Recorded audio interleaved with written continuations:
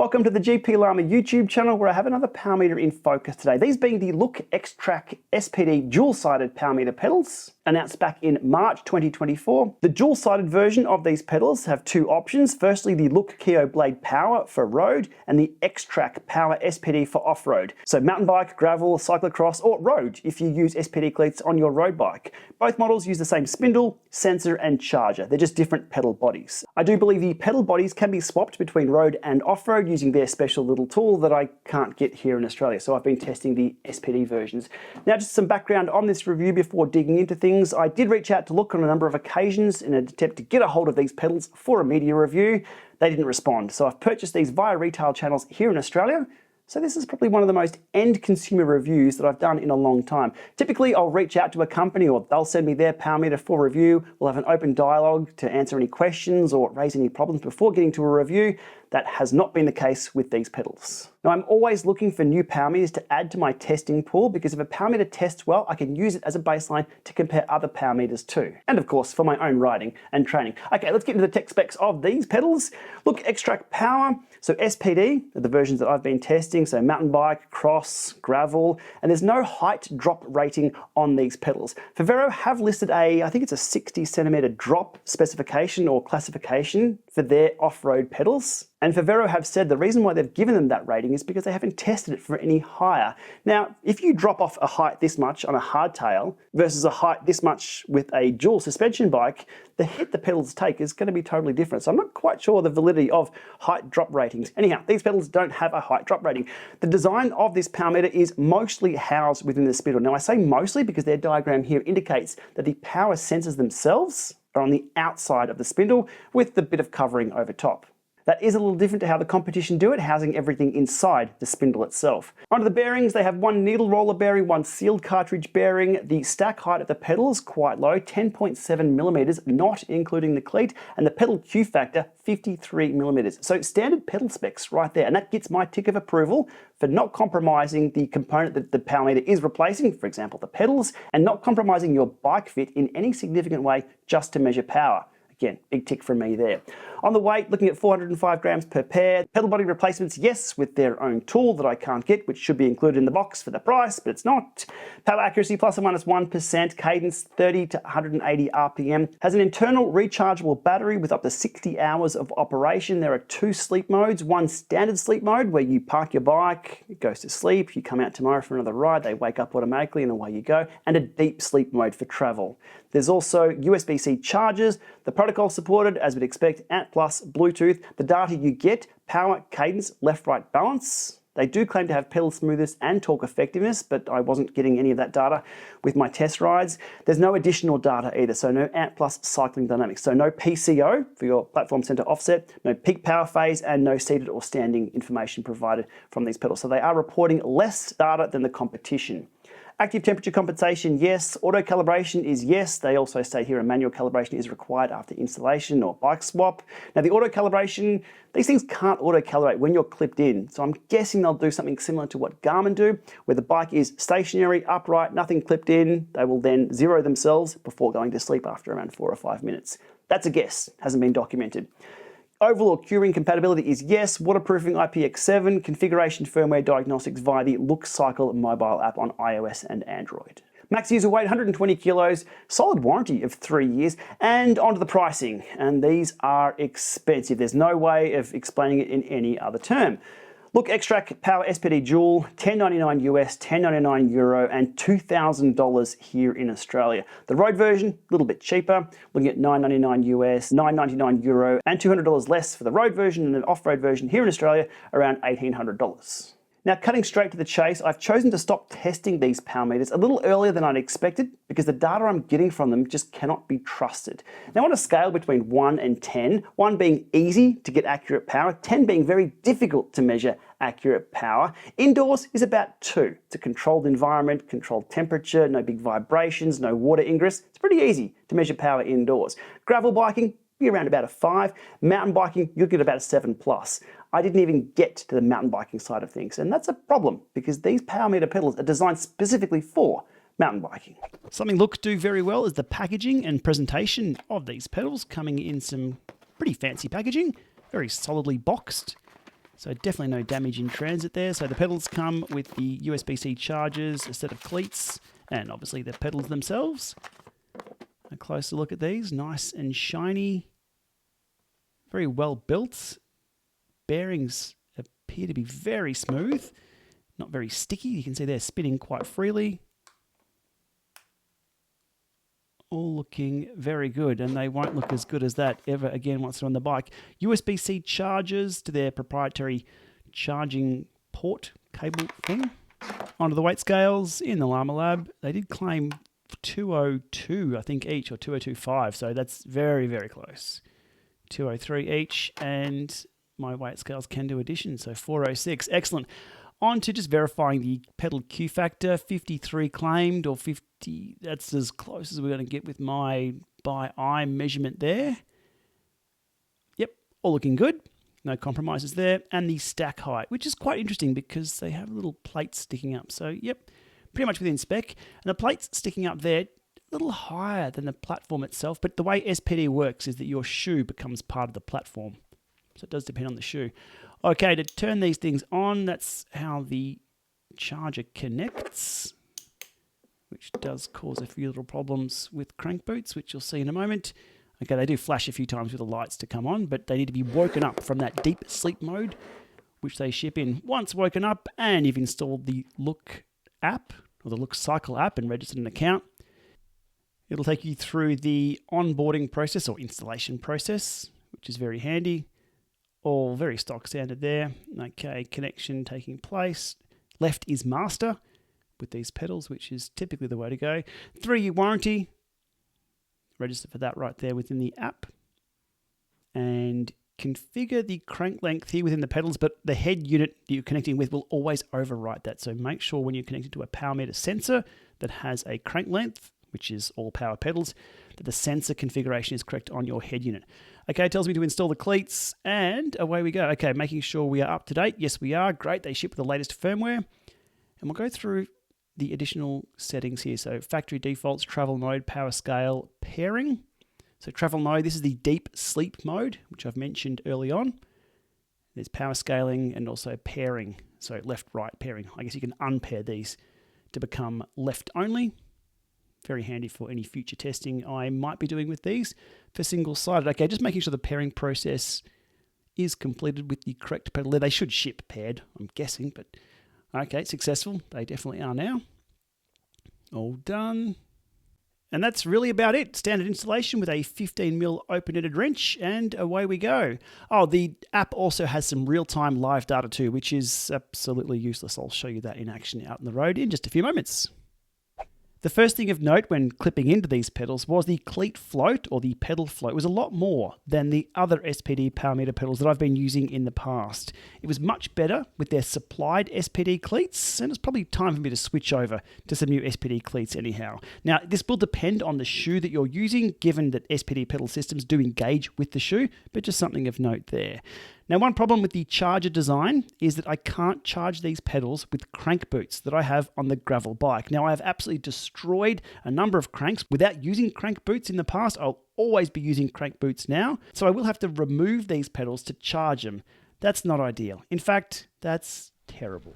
Now, when it comes to the X-Track as pedals, I had no issues with them in regard to clipping in, clipping out, general use, riding along. They were all good there. Even with this unexpected river crossing, which wasn't on my testing bingo card, but unfortunately, well, fortunately, I guess, for the testing, they were subjected to quite a bit of water submersion for a few moments there. But riding on, they were all okay.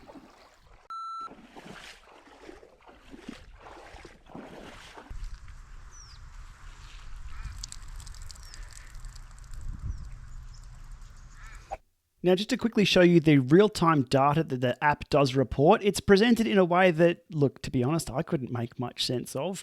It's not how I choose to have data displayed on any of my head units. However, it is there. Also noting that there's no cycling dynamics or pedal smoothness or torque effectiveness. Typically, a product's own app will showcase everything the product can do. This doesn't, or actually it might be showcasing everything the product can do. That's all I see on the Garmin head unit. Anyhow, not much use for this other than just, I guess, simple diagnostics.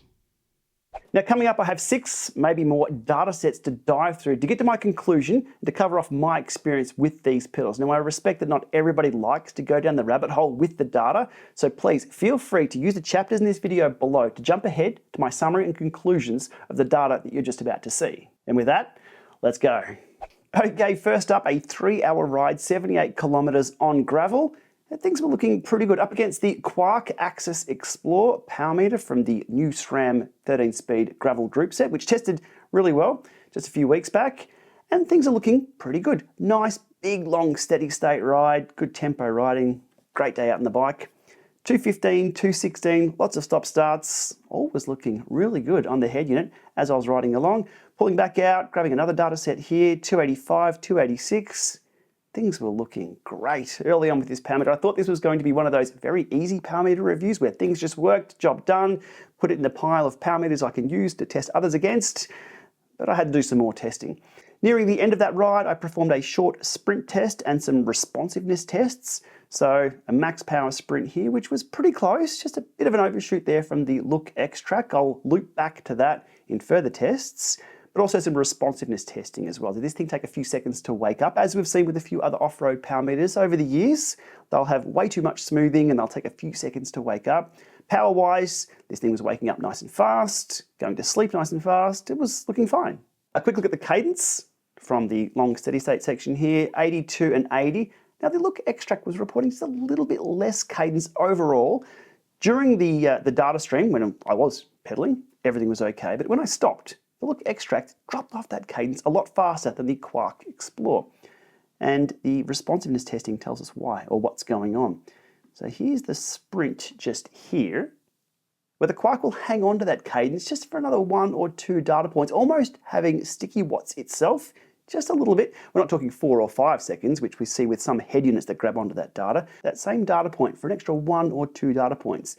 But of note there, the LOOKCYCLE really drops off that cadence number super, super fast. So there's my 10 pedal strokes, 9 pedal strokes, 8 pedal strokes, etc. It's pretty obvious there that it's dropping the cadence a lot faster. So overall, the cadence looked a little bit lower, but during pedaling with the X-Track, all is fine. Now from that, we can see there's no dropouts, there's no issues with data signal strength. So the quality of the data coming from these power meters and the data reported was looking pretty good for the first ride. The next ride was performed with an identical setup as the first data set that you saw there. However, this was cut a little short. And by cut, I mean the sidewall was cut on that tyre. A bit unfortunate, but we did have some good data up the last little hill before I hit that rock. 281, 281. Looking at the smoothness, the Quark is smoothing things a little more. Just some jaggedness here without smoothing. But if you're showing 3-second average power on your head units, you're not going to notice this jaggedness occurring. From this data, we can tell it took exactly half an hour for me to fix that puncture and take a few Instagram shots and have something to eat. From there, it was a little easier ride home than the start. I didn't want to push that tyre too hard, having a tube in a tubeless setup. Data was looking pretty close there with a lot of stop starts and a few pauses there, 144, 147.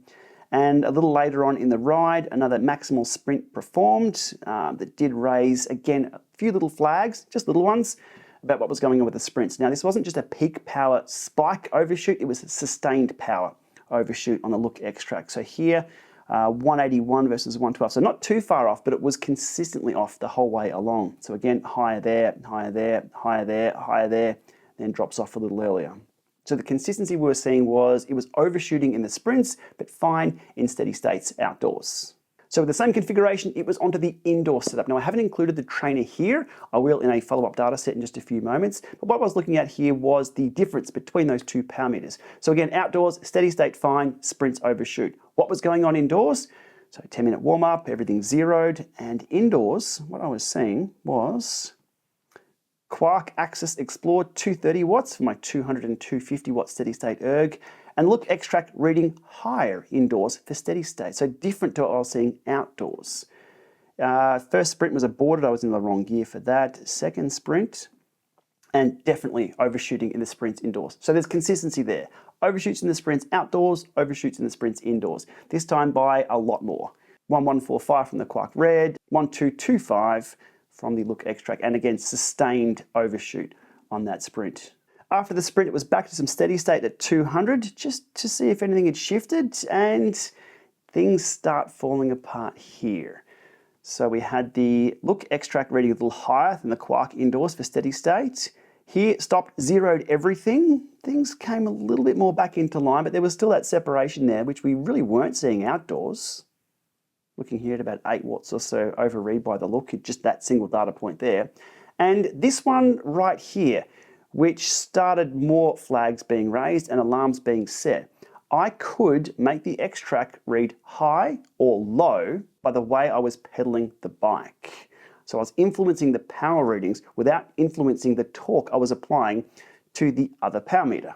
Now I'll dig into why in just a few moments, but we can see right here, for a minute, I could have the look extract read below the quark, I could then have it read above the quark, and I could have it read below the quark. Being able to influence the power readings on one power meter but not the other really isn't ideal and just simply opened up another rabbit hole for me to go down, and we'll get there. Further on from that testing though, just some overs and unders and the look there reporting above, which was consistent with what we were seeing. So from an initial ride outdoors of 3 hours looking pretty good, things started going south with the data and my trust in what I was seeing. On to the next data set, and again, just looping back to that more steady state ride. Dorado XR now on screen, Quark Axis Explore, Look Extract, and a number of blocks here, just verifying what I was seeing. That was reading above for steady state, so 176 on the Dorado XR, 179 on the Quark. That's consistent with what I've seen over the years using, well, Quark technology, not that specific one though, and the Dorado XR. Look Extract, 183, so again, reading a little high indoors. So the consistency was there, that was great. And in the 2 sprints that I did indoors, definitely overshooting again from the look extract, both here for peak power and sustained, and definitely through here for the sustained sprint. So if you're questioning before the other data set not having the indoor trainer as a reference point, there it is there. And it was confirmation that something was up with the look extract side of things. On to data set number 5 here, and jumping ahead a few days and over a number of baseline tests and analysis I was doing on my other power meters to make sure everything I was seeing was true and correct. And with this installation of the pedals, I'd installed a second washer on both sides, pushing the Q factor out just a little bit, but also more importantly, changing the install angles of the sensors on the look extract. And things had changed. So previously, just as a recap, outdoors, things were looking great, steady state. Now, these were reading lower than the Quark. So diving in and grabbing a steady state through here, we're looking at 239.8, 234. So the look extract are now reading lower. Previously, they were very, very close with that one washer install. Through here, this section, 233, 224.9, 225. So there's no question about it, they were reading lower with just simply the installation of an extra pedal washer on both sides and changing the install angle.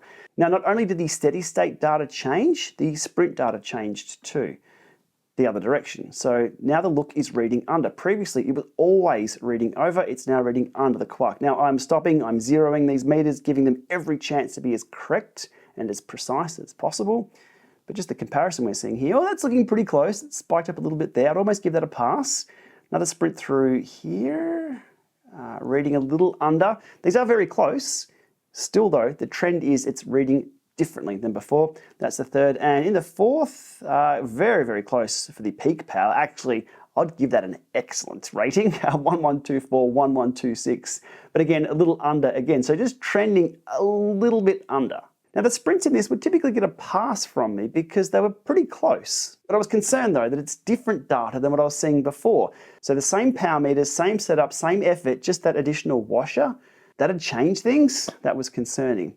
Now, speaking of concerning, I was able to loop back in this ride and find out exactly what was going on with being able to make the look extract read high or read low. And this is probably the biggest red flag that I have from this power meter.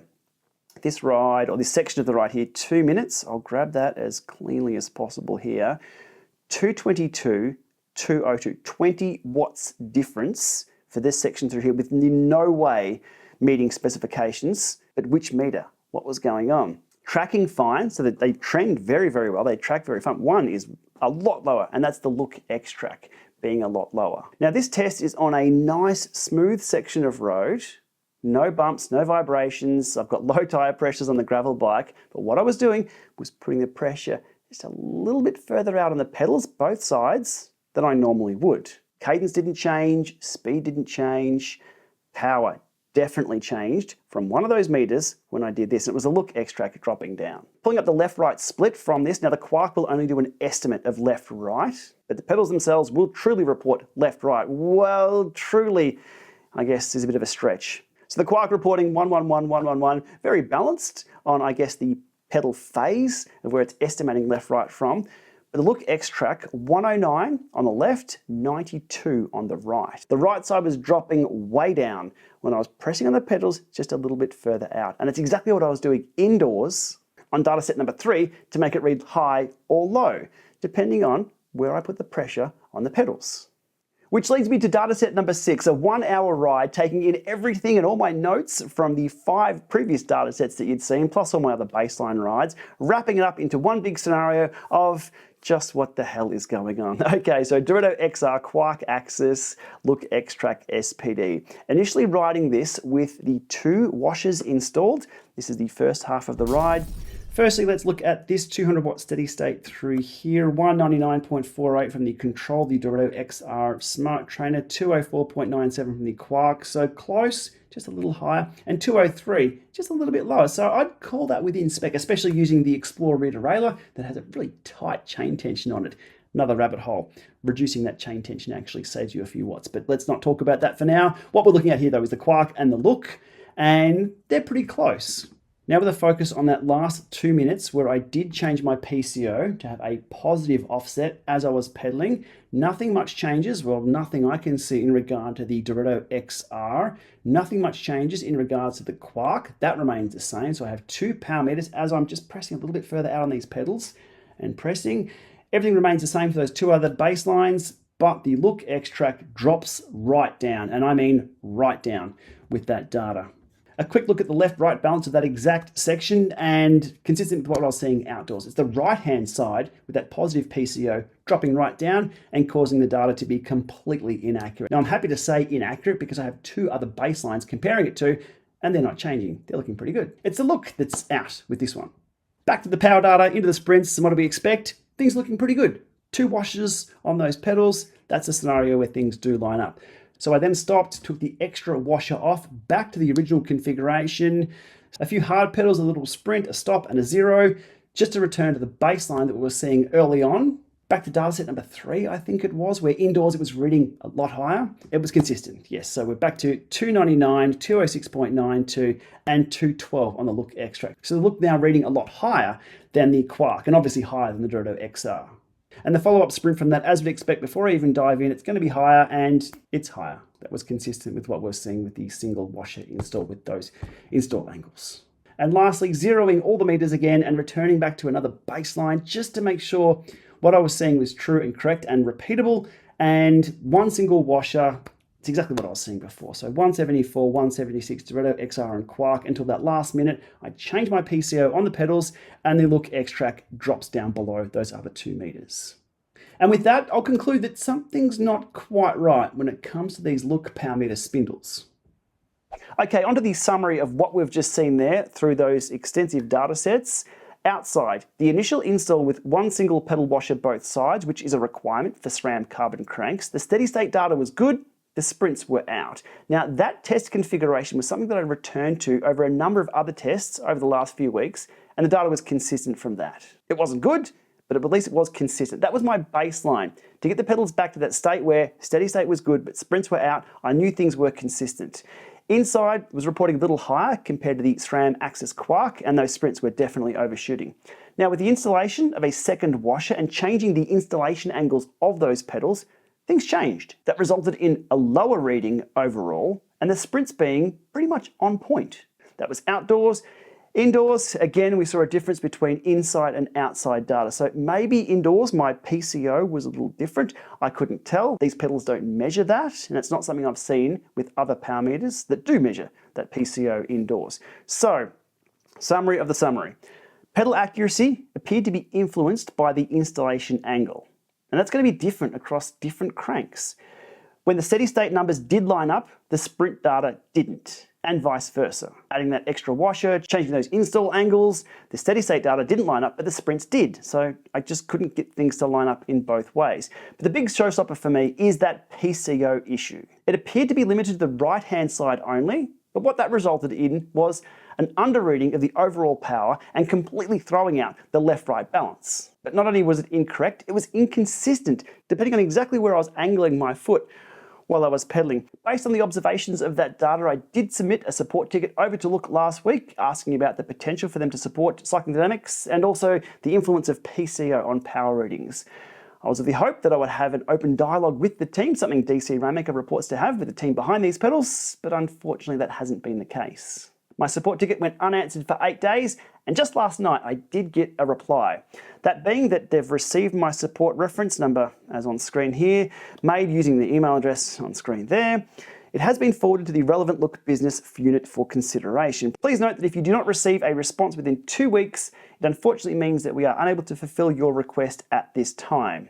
So 8 days to be told that I'll have to wait at least another 2 weeks, maybe, for a reply. I wouldn't consider that acceptable for customer service, not for the price I've paid for these pedals. Yet, here we are. And this brings me to my overall summary of these pedals. First up, they are $600 more expensive than the Asioma Pro MX2 here in Australia. They are significantly more expensive. The Look Power Meter pedals are also heavier than the Pro MX2. However, they're not as heavy as the Garmin Rally XC200s.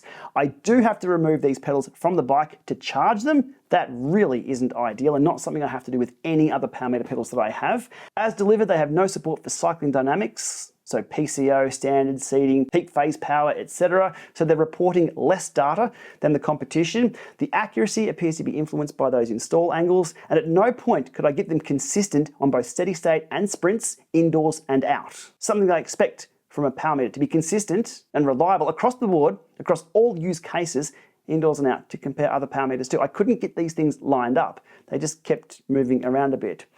The power reporting being heavily influenced by the PCO where I was pressing on the pedals, that's effectively unacceptable. These pedals are faulty as I see them, and the customer service experience is very, very poor. Having to wait 8 days to be told that I might get a response in 2 weeks, maybe, and if I don't, then they can't help me? What's with that?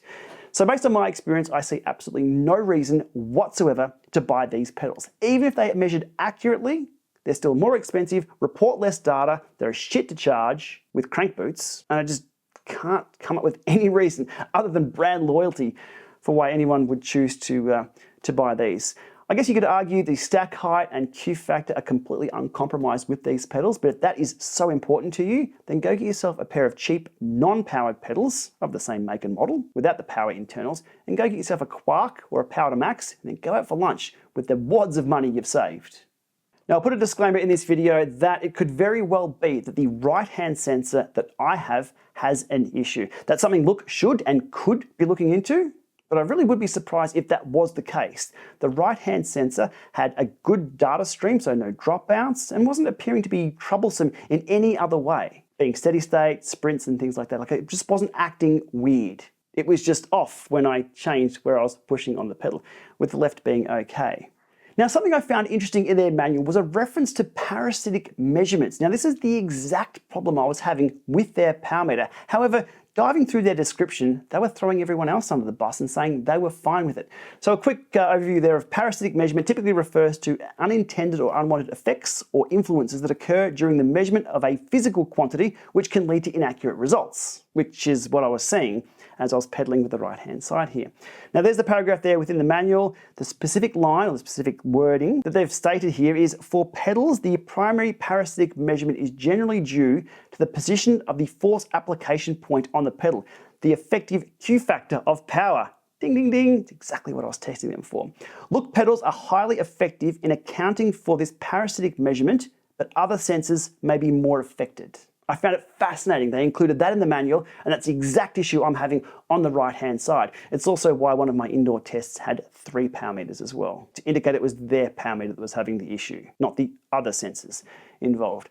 At this point in time, my door remains open for Look to dive into these issues and maybe get back to me with a firmware update or an explanation of what's going on to perform some more testing. I'll give them the requested 2 weeks, at which time these pedals will be returned as faulty. Now, also speaking of something that was in their manual, they were very responsive when I called them out for using an image of a Favero Asioma Pro MX in the Look installation manual. Yes, they had used their competitor's product to show people how to install their own pedals. That was all levels of awkward. That was fixed within a few days. Something I expected of their support as well when raising a ticket, but here we are. Okay, almost time to wrap this one up, but before I do, just some quick commentary on testing power meters that kind of work and kind of don't. They're the most difficult to review. Sometimes they work fine, sometimes they don't. You've really got to dig deep to find out really what's going on. Now, no doubt there's going to be some great reviews of these power meter pedals out there. At a high level, they work fine. But when you start really putting them to the test and putting them up against known good sources in different scenarios, which I would consider standard use cases, things start falling apart. Now, in a lot of those cases, the companies will get the email, we'll have an open dialogue, we'll have questions, we'll have things answered, and we'll get to either a conclusion or the power meter just doesn't work. Look have just remained completely silent to me on this one. But let's see what happens in the near future. 2 weeks' time, I'll put a pin post in the comments below, and we'll see where things land. With that, thanks for watching. As always, give it a like if you've endured my rabbit hole digging of these pedals and what it's taken to get here. Hit subscribe to be across more videos, hopefully not as boring as this one. I'll see what I can do in the future, and thanks for watching.